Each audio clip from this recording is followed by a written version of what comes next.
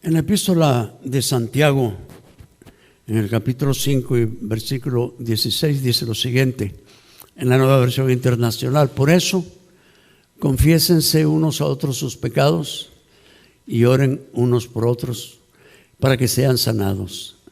La oración eficaz del justo puede mucho. La oración eficaz del justo puede mucho. Repítanlo conmigo. La oración eficaz del justo puede mucho. Y justo se refiere a los que han sido salvos y han experimentado el nuevo nacimiento. Fíjense que este es el único texto en toda la Biblia que menciona este tema así de claro. La oración eficaz del justo puede mucho.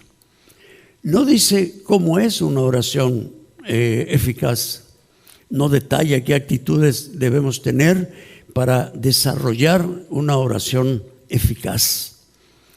Solo nos dice, la oración eficaz del justo puede mucho, aunque aquí nos da alguna señal en este mismo texto cuando dice: confiésense unos a otros sus pecados y oren unos por otros para que sean sanados.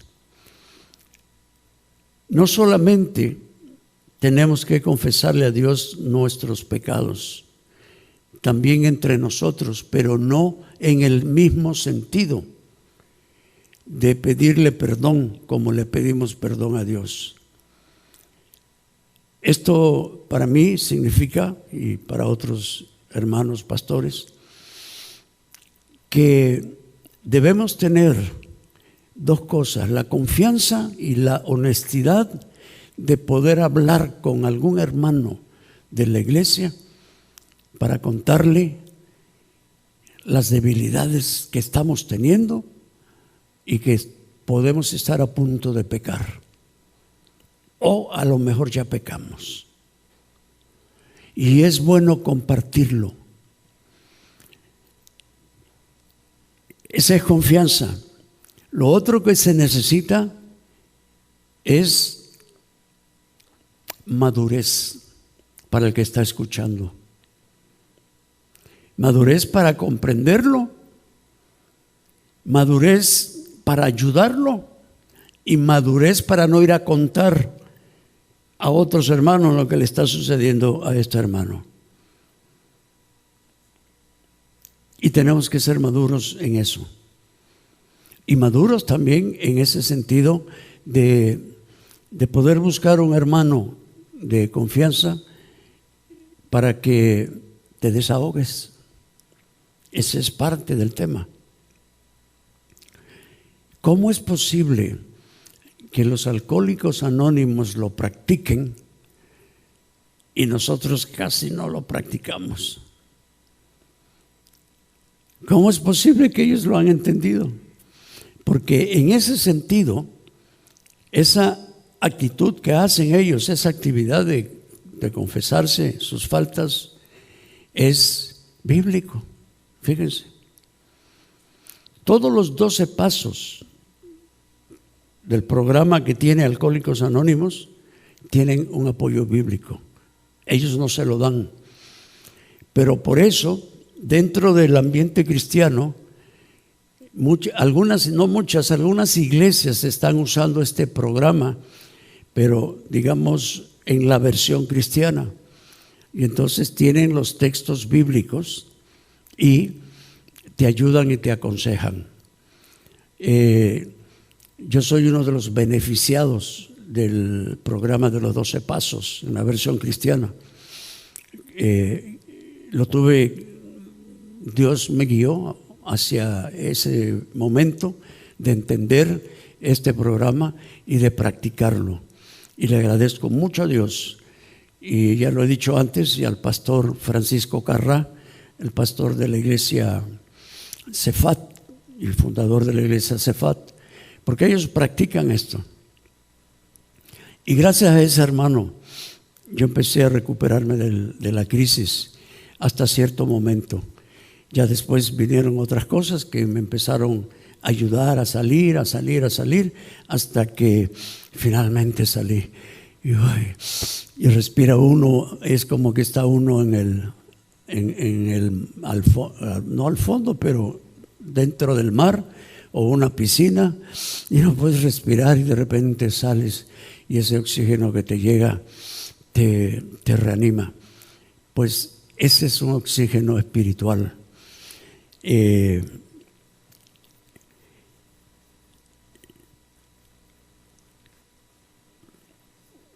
Estaba yo diciendo que no dice cómo es una oración eficaz y que solo se nos dice: la oración eficaz del justo puede mucho.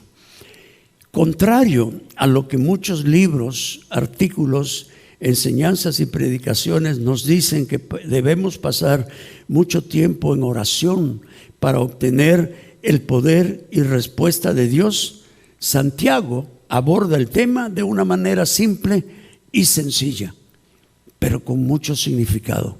La oración eficaz del justo puede mucho. El título del mensaje está basado en este texto y en esa oración. ¿Cómo es una oración eficaz? Yo leí muchas veces: la oración eficaz del justo puede mucho, pero la verdad es que, qué bonito frase, pero no sabía exactamente cómo hacerlo. Y me imagino que algunos de ustedes tampoco saben cómo hacerlo.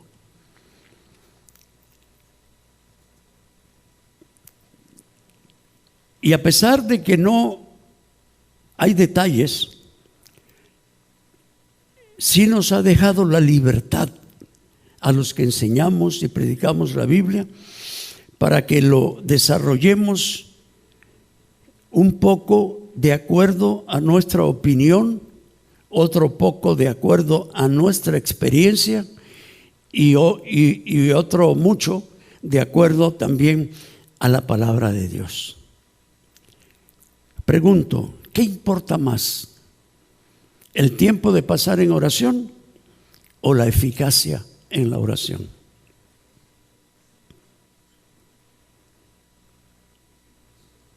La eficacia, ¿verdad? En mi opinión, es la eficacia con que se ora. Dicen que es una historia, no sé si es real o es ficticia, pero nos enseña algo, que estaban 4 hombres hablando, debatiendo de cuál era la mejor posición para orar. Y uno decía: pues debemos orar de rodillas, porque de esa manera mostramos nuestra humildad y nuestra sujeción a Dios. Pero el otro decía: pues para mí lo mejor es orar de pie, porque no nos distraemos estando de rodillas, pero nos empiezan a doler y tenemos más libertad de levantar las manos y expresarle a Dios todo lo que queremos decirle. Otro dice: no, la mejor forma de orar es estar sentados, tranquilos, cómodos, para que no nos estemos distrayendo cuando estamos orando. Y el siguiente, que era una persona de más edad, de mayor edad, le dijo: pues miren, para mí la mejor manera de orar fue cuando me caí dentro de un pozo de cabeza y me salvaron y me sacaron. Y tenía razón, porque cuando estuvo en esa crisis, su oración fue eficaz. No sé cómo habrá orado, pero oró y pudieron sacarlo del pozo y lo salvaron. ¿Qué significa eficacia? Eficacia es la capacidad para producir el efecto deseado o de ir bien para determinada cosa. Por ejemplo, está comprobada la eficacia de estos medicamentos. ¿Y qué significa eficaz? Que produce el efecto esperado, que va bien para determinada cosa. Por ejemplo, no se ha descubierto todavía un remedio eficaz contra el cáncer. Pero ¿qué enseñanzas o principios debemos conocer para orar eficazmente? La primera enseñanza o el primer principio nos dice que practicar la oración ayuda a desarrollar la oración eficaz. Practicar la oración ayuda a desarrollar la oración eficaz. El que ora poco, logra poco. El que ora mucho, pues logra mucho. Y como dice ese proverbio popular, la práctica hace al experto. ¿Por qué hay hermanos o hermanas que cuando estamos en una reunión se le pide orar, te dice que no, que mejor lo digas a otro? ¿Por qué? Porque no practica la oración y no sabe qué es lo que va a decir. Pero cuando uno practica la oración, si te dicen, hermano, ¿puedes orar por favor? Con todo gusto, hermano, porque además es un privilegio, porque está uno entrando a la presencia de Dios y empieza a orar el hermano o la hermana y te das cuenta que esa persona practica la oración. La frase está comprobada, que aparece aquí, la eficacia de estos medicamentos,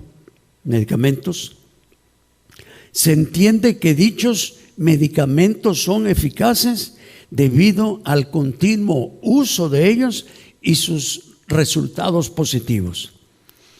Y por eso está comprobada su eficacia. Pero así es en la oración, hermanos. Así es en la oración. Uno recién convertido no sabe cómo orar, pero empieza uno a escuchar a otros hermanos y empieza uno a aprender de ellos.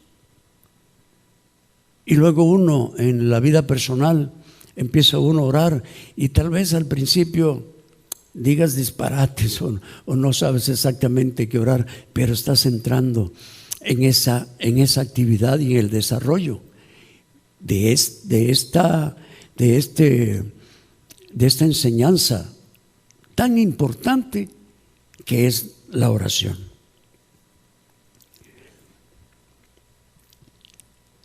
Si no oras con frecuencia, nunca podrás llegar a desarrollar la oración eficaz.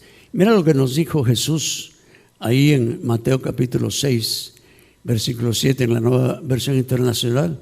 Dice, y al orar, no hablen solo por hablar, como hacen los gentiles, porque ellos se imaginan que serán escuchados por sus muchas palabras.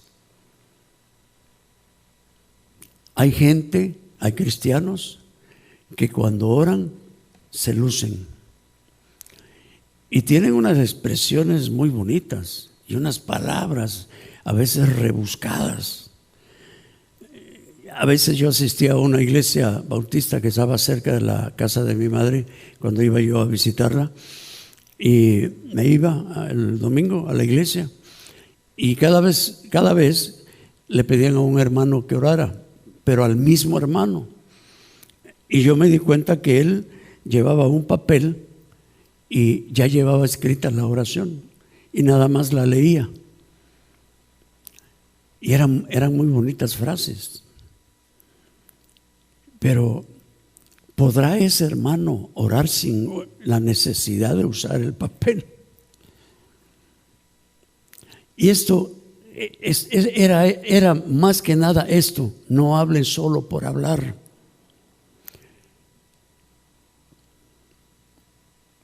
Porque también hay cristianos que les gusta estar hablando y hablando cuando están orando. pero no hay eficacia. ¿Por qué? Porque hay mucha palabrería. Fíjense que yo encuentro en el Nuevo Testamento, cuando oraban y cuando oraba Jesús, y Jesús era parco. Dice, le dijeron, enséñanos a orar, y sale lo que se conoce como el Padre Nuestro. Y cada oración que él dice tiene una enseñanza con respecto a cómo orar. Y no era mucho. Ahora, yo les digo porque, hermanos, yo pasaba mucho tiempo orando antes. Podía tirarme 2 horas entre meditando en la palabra de Dios y mi oración. Pero ya después, con el tiempo, me fui dando cuenta que no era mucha la eficacia que yo tenía de ese tiempo, porque después me sacaba yo de onda por cualquier cosa. Entonces llegó un momento que dije, me he pasado todas estas 2 horas en comunión con el Señor y salgo y a los 15 minutos, ¡plum!, un problema con alguien. Y estoy hablando de un problema familiar. Y entonces eso me empezó a afectar. Pero con el tiempo he ido descubriendo que importa más la eficacia de mi oración, cómo digo mi oración, cómo debo orar, que pasarme 1 hora orando. No digo que no hay que orar 1 hora, hay que orar, sí, pero que esa hora de oración sea eficaz. Entonces te cambia el tema. Porque uno hace, algunos lo hacen y otros no, uno hace del devocional una carga. Y si no lo haces un día, te empiezas a sentir mal. Que así me pasaba a mí. Yo no sé si le ha pasado a otros, pero así me pasaba a mí.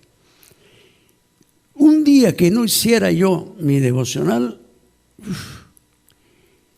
y ya veía yo al Dios enojado contra mí porque no había yo cumplido con eso. Y pasaba mal todo el día, sintiéndome culpable. Pero fíjense que no podía yo orar en otra hora. Para mí tenía que ser temprano en la mañana. Ya hacer mi devocional a las 11, a las 12, ni ganas me daban, porque tenía que ser de esa forma. Y con el tiempo me he dado cuenta que era un error.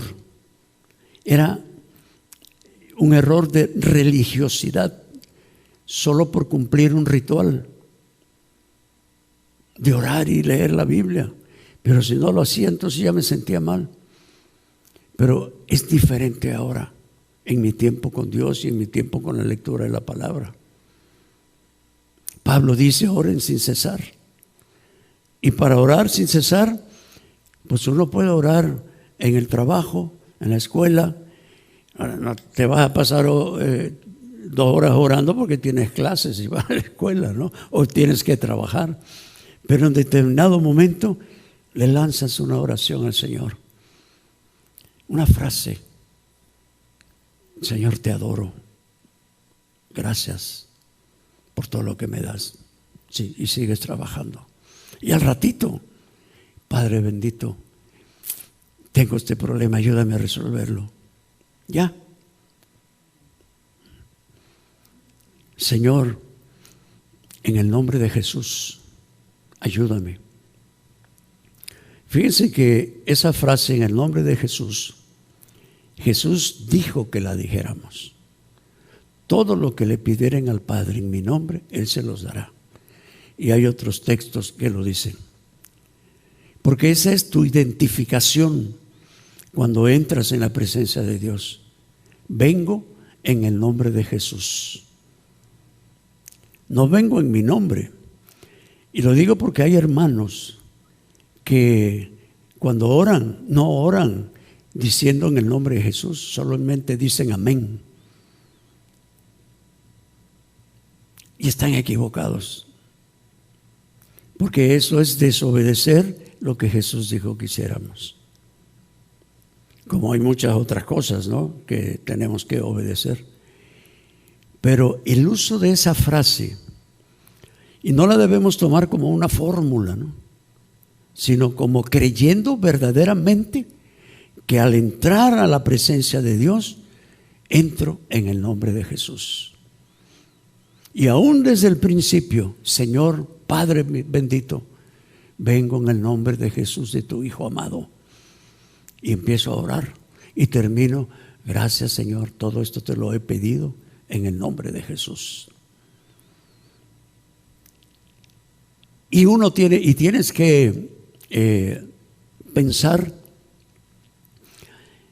que el decir en el nombre de Jesús no es una fórmula repetitiva. Así que si tú no lo haces, te aconsejo que lo hagas, porque si no, vas en tu propio nombre o en nombre de quién. Pero yo me identifico con el Padre, aunque el Padre sabe que yo soy su hijo. Pero su Hijo nos dejó esa instrucción, que oremos en el nombre precioso de nuestro Señor Jesucristo. La segunda enseñanza, o el segundo principio de cómo hacer una oración eficaz, dice que ciertos estorbos impiden realizar una oración eficaz. El obstáculo más obvio para la oración efectiva es la presencia de pecados no confesados en el corazón del que está orando. Por eso mi insistencia, que cuando entremos a la presencia de Dios y antes de empezar a pedirle, o alabarlo y adorarlo, reconozcas que tienes algunos pecados que le tienes que confesar a Dios.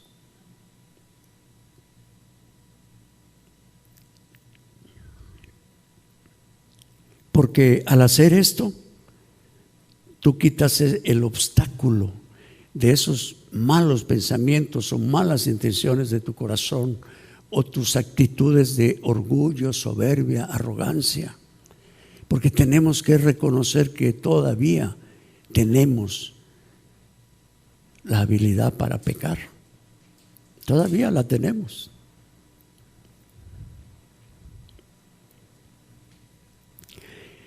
¿Por qué estoy diciendo esto?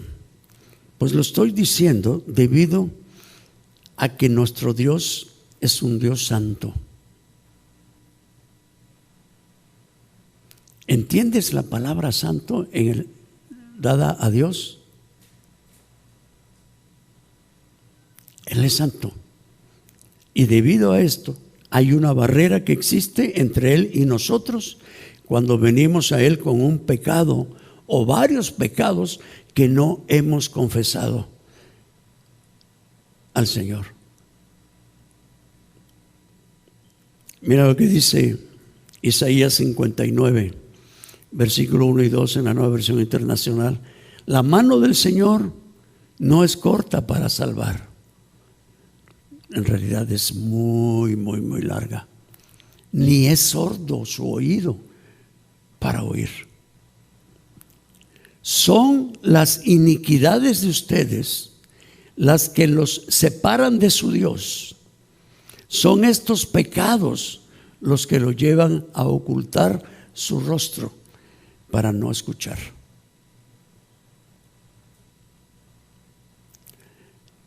Y tú puedes decir que bueno, he tenido unos malos pensamientos, pero no son graves. Pues sí, también son graves. Jesús dijo: el que mira a una mujer para codiciarla, solo mirándola, ya adulteró en su corazón. O si una mujer mira a un hombre, para codiciarlo. Si está casada o casado. Y si está soltero, es fornicación. Fornicación interna. Y eso hay que confesar a Dios. Tal vez puedas decir, uy, qué exagerado es este pastor. Este pastor se inventa cosas. Pero hermanos, le estoy hablando por experiencia propia. Les estoy transmitiendo. Y esta experiencia propia es a través de lo que yo voy entendiendo en la palabra de Dios cuando la leo, o de mensajes que escucho, o de libros que leo. Incluso esos memes que mandan por WhatsApp y en donde te mandan una frase bonita relacionada con el Señor o un pasaje de la palabra de Dios. Porque Dios te habla de diversas formas. No recuerdo si les conté lo que le pasó a un hermano pastor allá en Marruecos, él es marroquí, y él me contó, fíjate hermano, que estaba yo un día en la calle así parado, y de repente veo a un bolo que se me está acercando, un bolo de los teporochos, ¿no?, de que andan en la calle, y dice, y pasa enfrente de mí, se para, se detiene y me dice, sé humilde. Y se fue. Y dice, cuando me dijo eso, hermano, yo te prometo que Dios me lo mandó porque yo estaba pasando por ese problema de orgullo y de soberbia. En los países musulmanes, los cristianos se reúnen en oculto, en secreto, y no pueden andar diciendo por todos lados que es cristiano. Y ese bolito, ¿cómo sabía que él tenía ese problema? Y eso nos confirma, hermanos, que Dios puede hablarnos y usar a cualquier persona, aunque esté bola. Mi abuelo materno a los 60 años había tomado, le gustaba el trago y las mujeres. Era político, era presidente municipal de la ciudad de Campeche y estaba por meter candidatura para gobernador del estado de Campeche. Y ese día, me cuenta él, fíjate que iba yo caminando para mi casa y iba yo con mis tragos. Y empecé a escuchar una canción, un canto de varias personas. Y entonces me fui guiando por de dónde venía el sonido y era una iglesia. Y que me meto. Y me senté ahí a ver. Y me dice, ¿y sabes qué, mijo? Que me convierto. Esa noche recibí a Jesús en mi corazón y cambió todo en mi vida. Dejé el alcohol, las mujeres, incluso la política. Y solo pedí que me dieran un trabajo en la Ciudad de México para poder yo entrar a un seminario y aprender más de la palabra de Dios. Y así lo hizo. Fue predicador, fue pastor. Don Chong, le decían hermano Chong, porque se llamaba Asunción. Asunción la usan también para mujeres. Mi mamá se llamaba María Asunción, pero también para varones. Y de los 60 años hasta los 98 por ahí, que falleció, sirvió al Señor. Tú dices, oye, pues si estaba bolo. Dios hace lo que quiere. Y por eso le ordenó, si no mal recuerdo, a Oseas que se casara con una prostituta. Que te diga Dios, cásate con una prostituta, vete ya a la avenida Independencia, creo que se llama. que allá hay muchas. Y te voy a decir con quién te vas a casar. Señor, ¿qué onda? Y luego nosotros nos asustamos más que Dios, nos escandalizamos más que Dios. Porque Dios puede hacer lo que Él quiera. ¿Y quién le puede decir algo?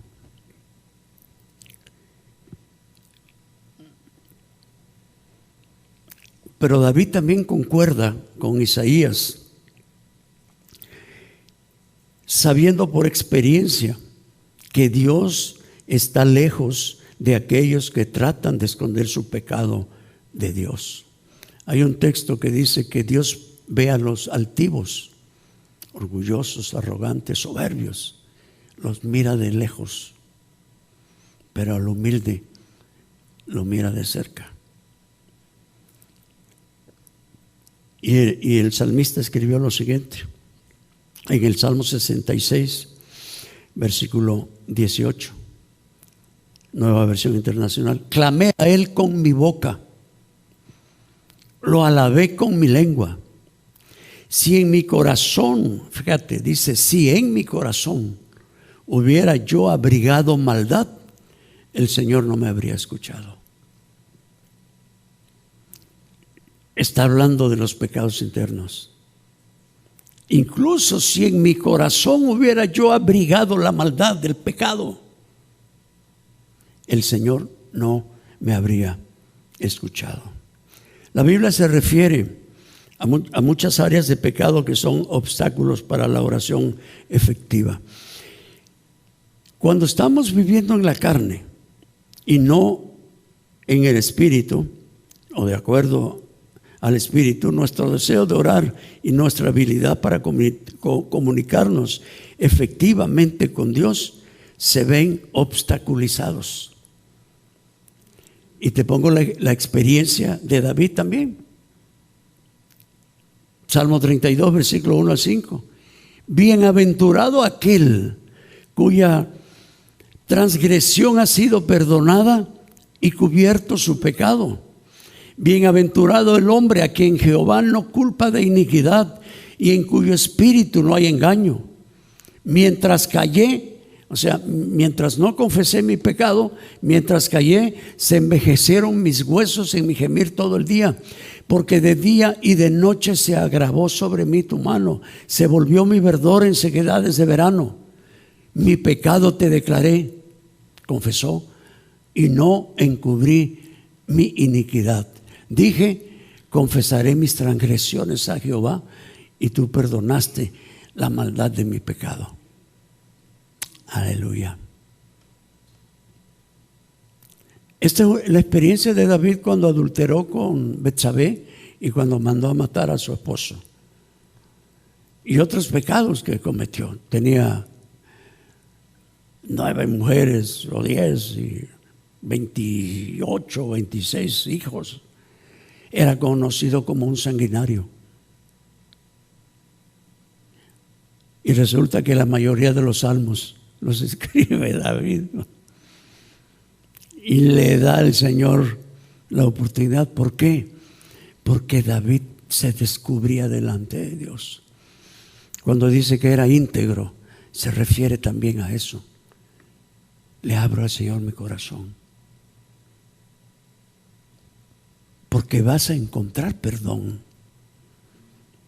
Es lo contrario de lo que mucha gente piensa cuando ha cometido un pecado. Me siento indigno. Entonces siempre vas a ser indigno. Pero gracias a Cristo, que es a través de su sacrificio y su sangre, que nos ha hecho dignos delante de Dios. Pero tuvo el tropezón. El gran tropezón puede ser. Pero puede ser que abrigamos maldades en nuestro corazón, en nuestra mente, y pensemos cosas que no tenemos que pensar.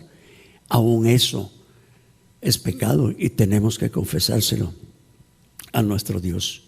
Algunas maneras de vivir en la carne son, por ejemplo, el egoísmo.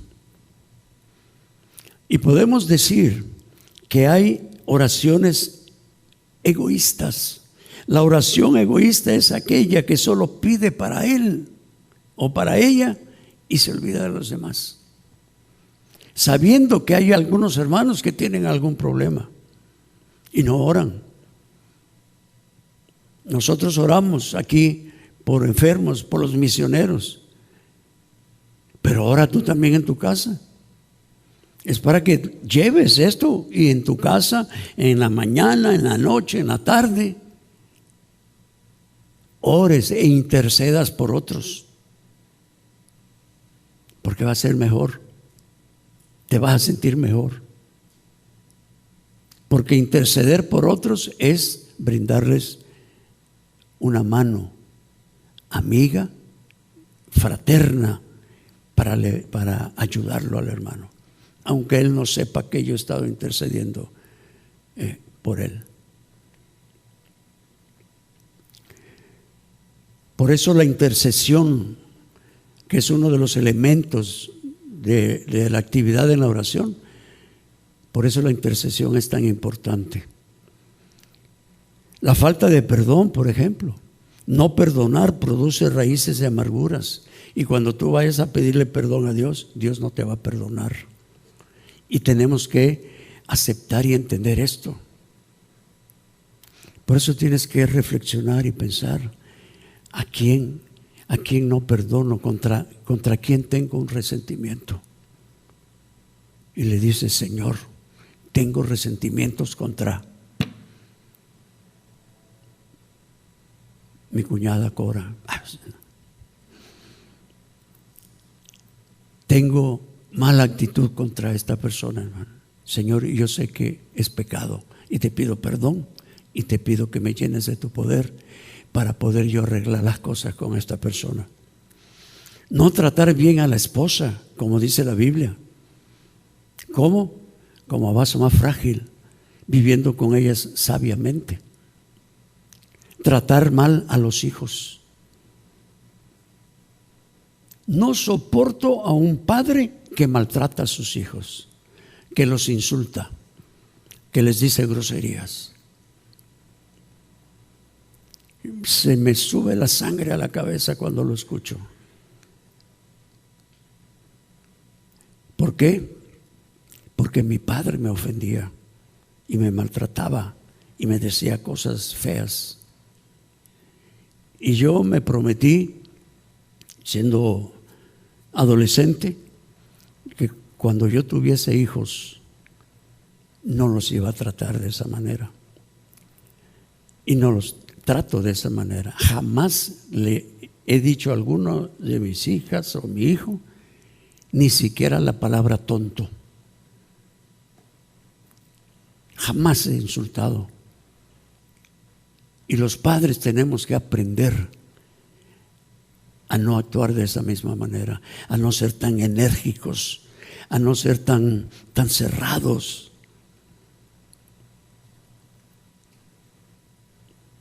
A no ser como que eres militar, o somos militares y también hay madres militares, ¿no?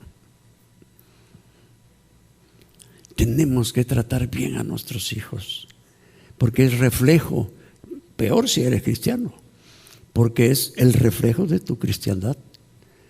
Y si lo haces, le estás transmitiendo un mensaje negativo de la palabra de Dios.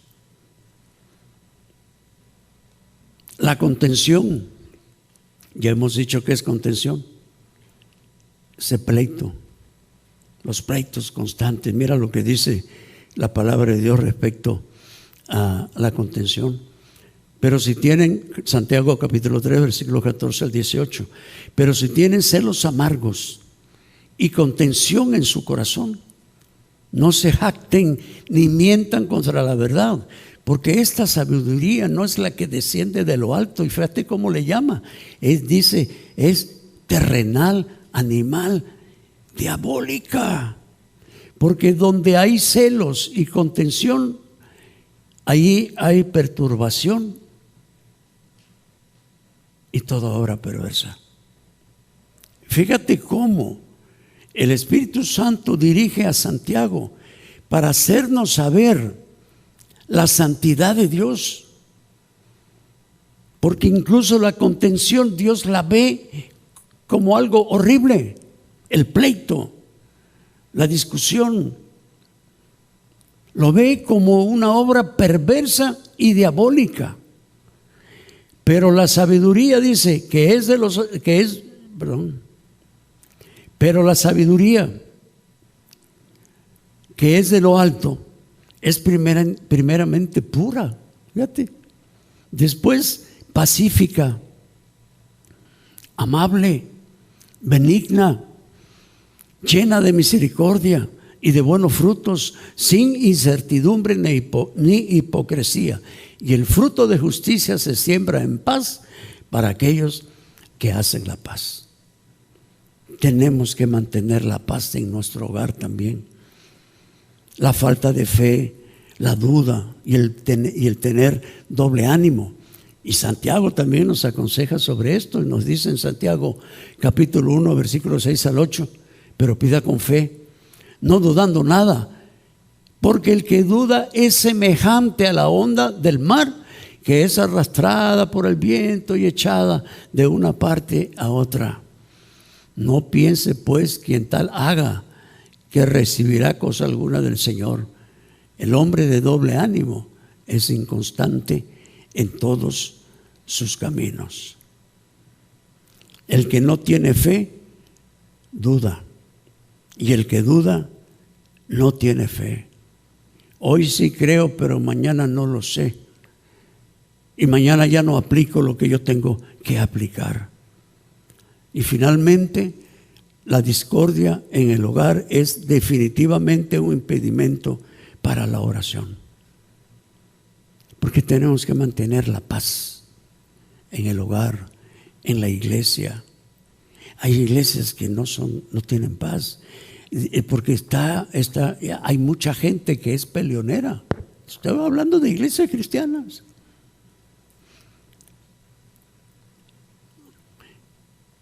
En la primera iglesia bautista de Monterrey, estas iglesias acostumbran una vez al mes tener una reunión que le llaman de negocios, o sea, para hablar de situaciones de la iglesia, cambios en la iglesia, etcétera, etcétera. Y adivinen qué, llegaron a tal punto de discusión que terminaron peleándose a golpes. Y los vecinos que oyeron la algarabía que tenían ahí llamaron a la policía, y llegó la policía y llegaron unos periodistas. Y en el periódico más importante de esa ciudad sale una foto donde está un hermano así para darle el puñetazo al otro que estaba acá. Dices, ¿qué onda? ¿Estará Dios aquí? No. Milagrosamente, creo que la iglesia sigue todavía y no la han cerrado. De igual manera, las esposas deben seguir los principios bíblicos de sumisión al liderazgo de su esposo si quieren que sus oraciones no sean obstaculizadas. También la esposa, porque no crean, hermanas, que todos los mandamientos son para nosotros los hombres. Hay mandamientos o instrucciones que, aunque aparentemente diga hombres, se refiere a la humanidad y va incluida la mujer. Si tú no respetas a tu marido, olvídate de orar, porque tampoco respetas a Dios. ¿Por qué? Porque no te estás sujetando al liderazgo de tu esposo. Así como el esposo tiene que tratarla como a vaso más frágil, la esposa se tiene que sujetar voluntariamente, con amor y por obediencia al Señor. Y calmamos los pleitos. ¿Sí? Si la esposa deja de estar acá machacando y machacando, porque así hay muchas. Y tú las conoces. Y a lo mejor tú eres una de ellas. O uno de ellos. ¿Verdad? que somos machacones y no nos damos cuenta. Pero eso sí, ahí vamos en la presencia del Señor a orar y Padre. Y no, es inútil. Ahora, todo esto no significa, como algunos sugieren, que porque venimos a Dios convencidos de que Él nos concederá nuestras peticiones, Él está de alguna manera obligado a hacerlo. Hay personas que creen que Dios tiene la obligación de decirle: sí, mija, aunque andes en pecado, sí, hijo, aunque andes en pecado, te doy tu bendición. Dios no está obligado a eso. El orar sin dudar, cuando yo oro sin tener dudas, significa orar con la firme creencia y entendimiento del carácter, naturaleza y motivos de Dios y de nuestra santidad. Yo recomiendo siempre, y lo aprendí de unos años para acá, si vamos a celebrar la Santa Cena, ¿qué hice? ¿Fui yo? Yo lo hice. Recomiendo, si vamos a celebrar la Santa Cena y hay un hermano, porque me lo han dicho, que un día antes cometieron un pecado, o hace 2 o 3 días, y no han confesado su pecado a Dios. Hermano, yo por eso no voy a participar. Le digo: oye, esta es una linda oportunidad que tienes para ponerte en paz con Dios. Le confiesas tu pecado, participas de la Santa Cena, y luego te vas a sentar e intenta no seguir pecando. Así que cuando digo esto, hermanos, lo digo como un ejemplo de que cuando oramos debemos de tener la firme creencia y entendimiento del carácter amoroso de Dios, de su naturaleza amorosa. Dios nunca te va a rechazar si tú vas sinceramente, con integridad, y a decirle: Señor, tú tienes razón. Porque dice la palabra que si tú dices que no tienes pecado, haces a Dios mentiroso. Porque todavía tienes pecados. Todavía puedes pensar mal. Todavía puedes tener malas actitudes e intenciones en tu corazón. Y eso hay que confesárselo a Dios. Si yo conozco la naturaleza de Dios y conozco lo que la palabra de Dios me dice, entonces yo voy a entrar firmemente convencido, aunque haya yo pecado, de la naturaleza de Dios y que Él es fiel a sus promesas. Él prometió: si confiesan sus pecados, Él es justo, fiel y justo para perdonar nuestros pecados y limpiarnos de toda maldad. ¿Y qué tenemos que hacer? Aceptar el perdón de Dios. Le pedí perdón, estoy en paz, gracias Señor. Lo acepto, lo recibo y lo confieso, y que me has limpiado de toda maldad. Borrón y cuenta nueva. Y sigo adelante. Pero muchos, porque yo anduve en ese camino, no aceptábamos el perdón de Dios.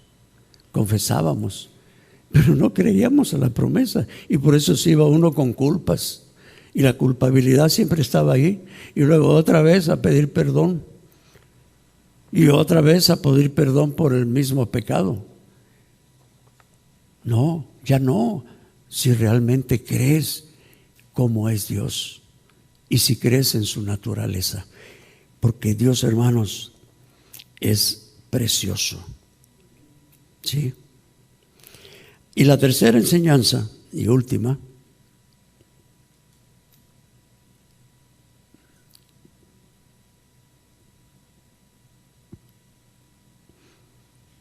Dice, cuando se ora de acuerdo a la voluntad de Dios, puedes desarrollar una oración eficaz.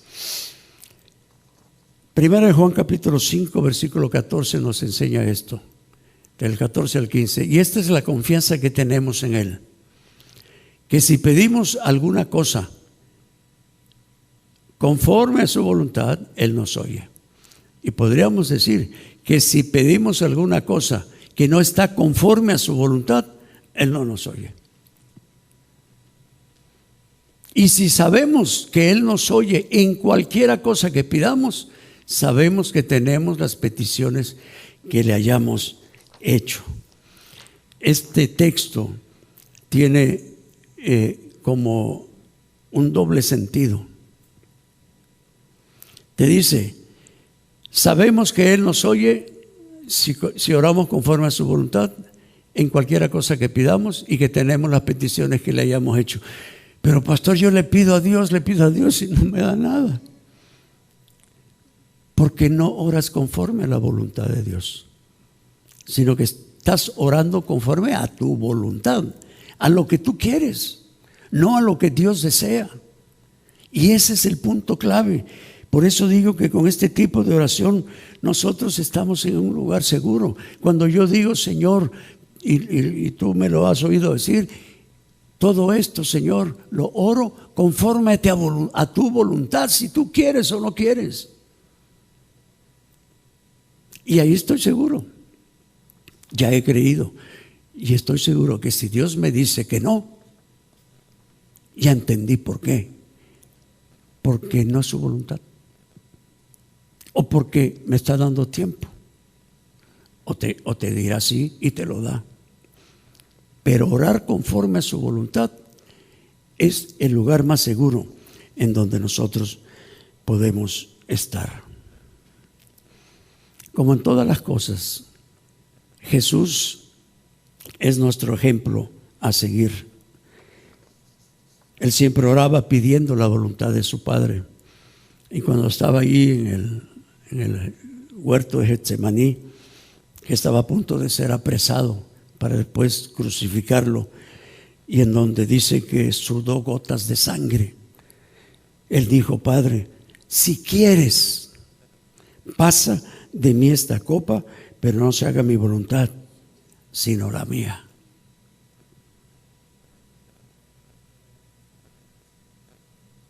Él sabía el sufrimiento que iba a pasar. Y en la parte humana, porque decimos que Cristo era 100% Dios y 100% humana, y en la parte humana le dio terror, le dio miedo. Pero Señor, que no se haga conforme a lo que yo quiero, sino que se haga conforme a tu voluntad. Y esa es la mejor manera de orar, hermanos. Las oraciones egoístas son siempre aquellas que no tienen como intención gratificar que tienen más bien como intención gratificar nuestros propios deseos egoístas, y no podemos esperar que Dios responda a tales oraciones, porque no es una oración eficaz. Te voy a repetir, me voy a ir para atrás, de atrás para adelante. ¿Cómo tener una oración eficaz? Cuando oras de acuerdo a la voluntad de Dios.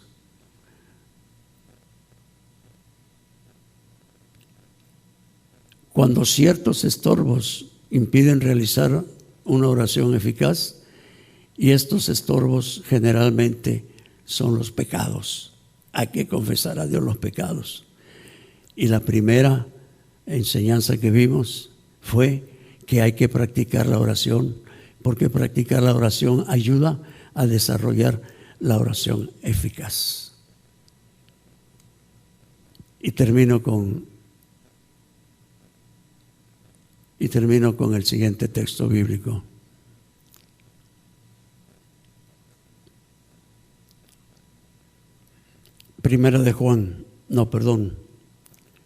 Santiago 4:3. Dice, piden y no reciben, porque piden mal, para gastar en sus deleites.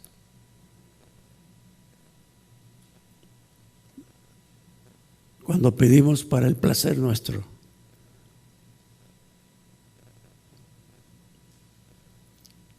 no vas a recibir nada, porque dice aquí, piden y no reciben. ¿Por qué piden mal? Para gastar en sus deleites. Vamos a orar.